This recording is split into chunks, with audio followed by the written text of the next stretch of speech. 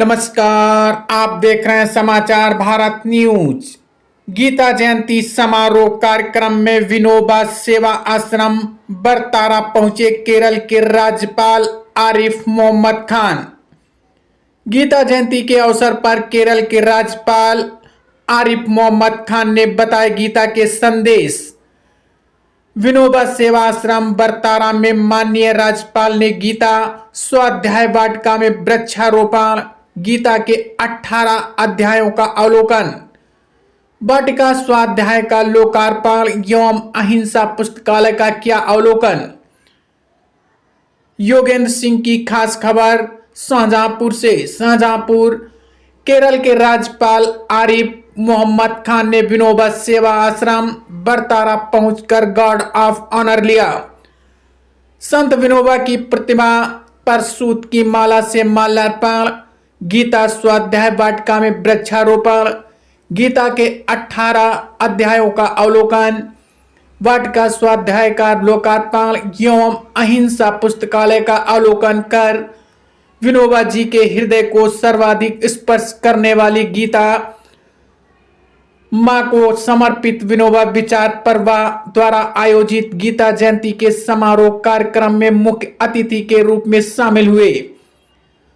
माननीय राज्यपाल जी ने गीता स्वाध्याय एवं एनुअल रिव्यू पुस्तक का विमोचन किया तथा 5 लोगों को विनोबा रत्न एवं 18 लोगों को सेवाश्री सम्मान से सम्मानित किया।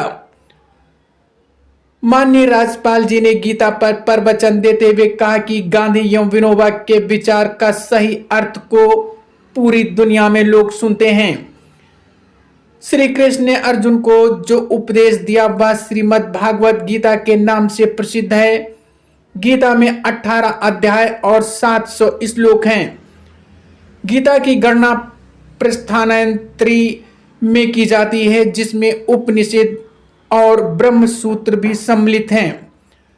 उन्होंने कहा कि गीता मनुष्य को धर्म और अनीति के समक्ष दृढ़ संकल्पित होकर संघर्ष करने की प्रेरणा देती है। सांसारिक जीवन में रहते हुए प्रत्येक मनुष्य के मानस पटल पर जब जड़ता है, तामसिकता, आलस, प्रमाद, चिंता, अशांति एवं कर्तव्य विमुखता छा जाती है,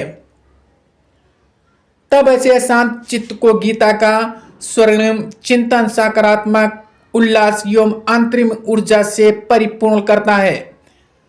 भारतीय परंपरा के अनुसार गीता का स्थान वही है जो उपनिषद और धर्म सूत्रों का है। इस प्रकार वेदों के ब्रह्मवाद और उपनिषदों के अध्यात्म, इन दोनों की विशिष्ट सामग्री गीता में सन्निष्ठ है। उन्होंने कहा कि गीता के विचार हमारे जीवन में बहुत महत्वपूर्ण हैं। दुनिया में गीता सबसे बड़ा शास्त्र है तथा गीता दूध रूपी अमृत है। गीता के हर अध्याय में योग है, आत्मा सबकी एक है, उसमें कोई अंतर नहीं है। गीता का उपदेश है कि बहम को बाहर निकालो, उसी दिन से तेरा मेरा अहंकार समाप्त हो जाएगा। गीता में कहा गया है कि 5 तत्वों से मिलकर शरीर बना। गीता के उपदेशों को आत्मनिर्पित करने तथा सच्चा ज्ञान होने पर पेड़ में भी भगवान नजर आने लगेंगे। गीता अध्ययन से आत्मा में ज्ञान का प्रकाश भर जाता है जो अज्ञानता को दूर करता है। उन्होंने कहा कि ज्ञान हो जाने से दूसरों का दर्द भी अपने को महसूस होने लगेगा। सनातन धर्म पत्थर में ठोकर मारने की भी इजाजत नहीं देता। सभी को अपना मानकर सभी का सम्मान करना चाहिए तथा स्वप्न में भी किसी का अहित नहीं सोचना चाहिए। उन्होंने कहा कि गृह कार्य सहित अन्य कार्य करते हुए भी ज्ञान प्राप्त किया जा सकता है। इसके लिए गुरुवास वस्त्र पहनने की कोई आवश्यकता नहीं है। उन्होंने कहा कि गीता में कहा गया है कि कर्म करो, फल की इच्छा ना करो। मेहनत और ईमानदारी से कार्य करने से फल स्वयं ही प्राप्त हो जाता है, और यदि ऐसा नहीं होता है तो भी वह दुखी नहीं होता है, क्योंकि वह व्यक्ति सुख और दुख में विरक्त हो चुका होता है। विनोबा सेवाश्रम के संस्थापक रमेश भैया ने गीता जयंती समारोह पर विषय प्रवेश कराया। आचार्य विनोबा जी के 1 वर्ष मौन स्वर्ण जयंती स्मृति प्रेरणा से विनोबा सेवा आश्रम के संस्थापक रमेश भैया ने 25 दिसंबर 2024 से 1 वर्ष के लिए मौन धारण कर संकल्प लिया। इस अवसर पर जिलाधिकारी धर्मेंद्र प्रताप सिंह, पुलिस अधीक्षक राजेश एस सहित अन्य अधिकारी एवं सेवा आश्रम के संबंधित महानुभाव मौजूद रहे। आइए सुनते हैं क्या कहते हैं। आप याद कर रहे हैं वो बंटवारे की और बहनों को एक तो बुला लो, यहाँ बुला गांधी जी के पास तो आंदोलन था और भारत में मदद की बिल्कुल सही है।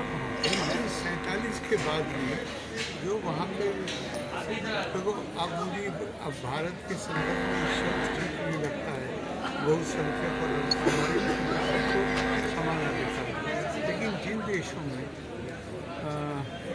किसी पंथ को के आधार को स्टेट रिलीजन बना दिया जाता है, वहाँ पे बाकी में माइनॉरिटीज है तो उनके साथ तो जुल्म पूरे वक्त होता रहा है। और अगर आप 47-48 की संख्या जो उनकी अपनी ऑफिशियल स्टेटिस्टिक्स से वो देखो तो कहाँ जाते रहे लोग बुनियादी तौर पर। उस अत्याचार के कारण या तो देश छोड़ कर भागते रहे या उन्होंने नाम बदल लिए या कुछ और कर लिया।